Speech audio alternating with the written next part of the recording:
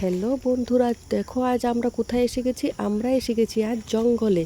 জঙ্গলে আসার কারণ হলো আমরা নেব ওলকচুর কোরুল। দেখো এগুলো তোমরা খাও কি না? আমরা কিন্তু প্রচুর খাই।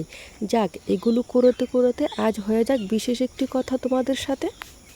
কিছু কন্টেন্ট ক্রিয়েটর বলেন অন্যের ভিডিও দেখলে পেজের রিচ বাড়ে। এটা সম্পূর্ণ মিথ্যা কথা। সত্যি কথা হলো, যারা অন্যের ভিডিও দেখে সময় নষ্ট করে তাদের ইউটিউব এবং ফেসবুকে সফল হতে অনেক সময় লাগে।